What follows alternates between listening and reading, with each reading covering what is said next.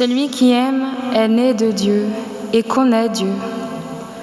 Celui qui n'aime pas n'a pas connu Dieu, car Dieu est amour.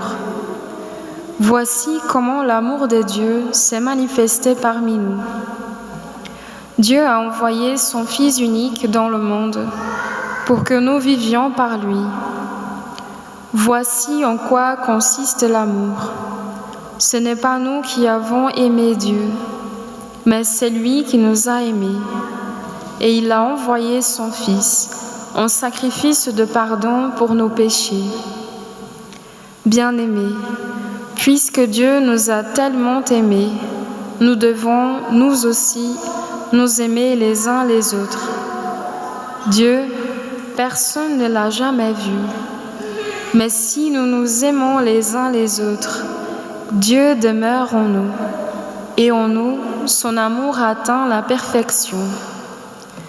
Voici comment nous reconnaissons que nous demeurons en lui, et lui en nous. Il nous a donné part à son esprit. Quant à nous, nous avons vu et nous attestons que le Père a envoyé son Fils comme sauveur du monde. Celui qui proclame que Jésus est le Fils de Dieu, Dieu demeure en lui et lui en Dieu. Et nous avons reconnu l'amour que Dieu a pour nous et nous y avons cru. Dieu est amour. Qui demeure dans l'amour demeure en Dieu, et Dieu demeure en lui. Parole du Seigneur. Goûtez et voyez comme est bon le Seigneur. Goûtez et voyez comme est bon le Seigneur. Je bénirai le Seigneur en tout temps, sa louange sans cesse à mes lèvres. Je me glorifierai dans le Seigneur, que les pauvres m'entendent et soient en fête.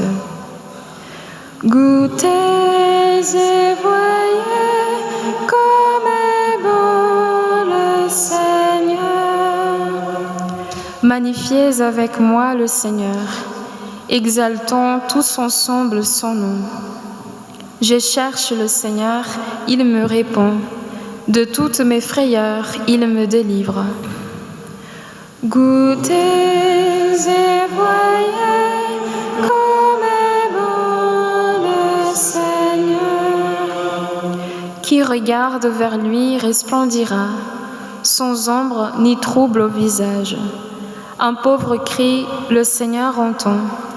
Il le sauve de toutes ses angoisses. Goûtez et voyez comme est bon le Seigneur. L'ange du Seigneur campe alentour pour libérer ceux qui le craignent. Goûtez et voyez, le Seigneur est bon. Heureux qui trouve en lui son refuge. Goûtez et voyez comme est bon le Seigneur. Saint du Seigneur, adorez-le. Rien ne manque à ceux qui le craignent. Des riches ont tout perdu, ils ont faim. Qui cherche le Seigneur ne manquera d'aucun bien. Goûtez et voyez comme est bon le Seigneur.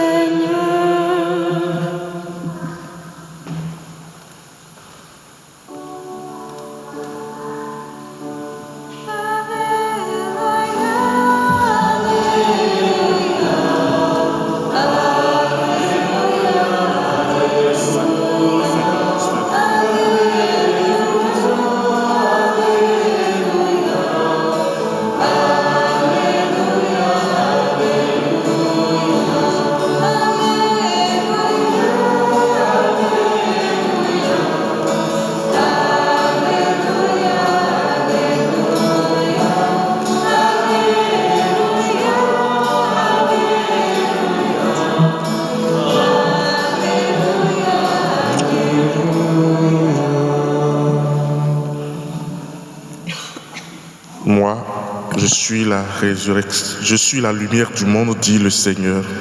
Celui qui me suit aura la lumière de la vie.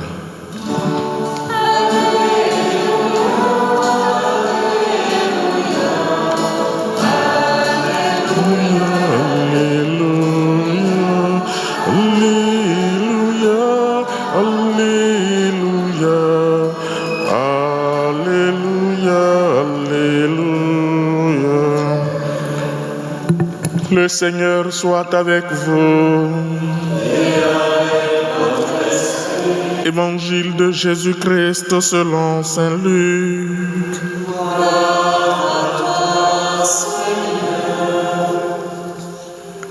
En ce temps-là, Jésus entra dans un village.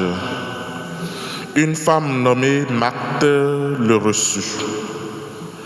Elle avait une sœur appelée Marie qui, s'étant assise aux pieds du Seigneur, écoutait sa parole. Quant à Marthe, elle était accaparée par les multiples occupations du service. Elle intervint et dit : « Seigneur, cela ne te fait rien que ma sœur m'ait laissé faire seule le service ? Dis-lui donc de m'aider. » Le Seigneur lui répondit : « Marthe, Marthe, tu te donnes de soucis et tu t'agites pour bien des choses. Une seule est nécessaire. Marie a choisi la meilleure part. Elle ne lui sera pas enlevée. » Acclamons la parole de Dieu. Louange à toi, Seigneur Jésus.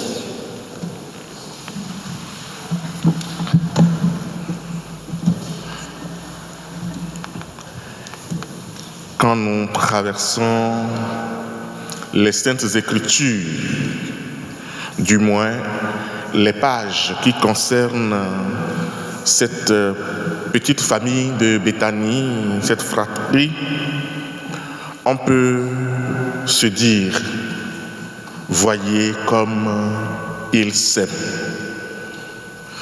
Et pour être plus précis, on pourrait dire : voyez comme ils aiment. En réalité, pour inspirer nos vies et pour inspirer nos relations fraternelles, nous devons tenir à ces deux bouts, s'aimer et aimer. S'aimer s'illustre dans les pages où les trois personnes dont nous faisons mémoire aujourd'hui ont été évoquées. Je ne vous apprends rien quand je nous rappelle qu'à la mort de Lazare, les sœurs étaient dans la peine. Et elles ont même envoyé dire au Seigneur : celui que tu aimes est mort. Et quand on entend et qu'on suit le dialogue entre Jésus et ses sœurs, on se rend compte que non seulement Jésus aimait Lazare et ses sœurs, mais Lazare et ses sœurs s'aimaient entre eux. Et cela inspire ou devrait inspirer notre manière de vivre en frères et sœurs. Faire en sorte que cet amour qui devrait circuler normalement puisse continuer d'avoir des échos dans la manière avec laquelle nous lui donnons l'occasion de se vivre et de se manifester dans nos vies. Et quand nous nous aimons, quand nous avons fini de vivre, quand nous vivons, nos frères et sœurs peuvent dire « voyez comme ils s'aiment », alors nous répondons à notre vocation première. Dieu nous a fait à son image et à sa ressemblance. Et l'image que nous connaissons de Dieu au cœur de la Sainte Trinité, c'est cet amour qui alimente la vie des trois personnes. Et à l'image de ces personnes divines qui s'envoient et se renvoient à cet amour, au cœur de nos relations, nous devons nous aussi vivre de cet amour entre nous de manière naturelle. Oui, j'ai dit naturelle, même si dans le fait cela est compliqué. Et voilà pourquoi nous sommes appelés à devenir ressemblance. L'image de Dieu, elle est là. Nous n'avons pas beaucoup d'efforts à faire. Dieu est comme il est et nous demande, ou il nous a fait à son image.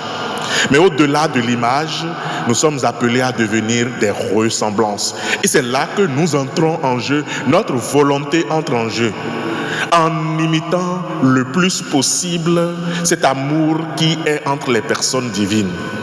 Et je crois que quand nous observons la vie de ces trois personnes que nous célébrons aujourd'hui, on peut se dire ils étaient à la ressemblance de personnes divines.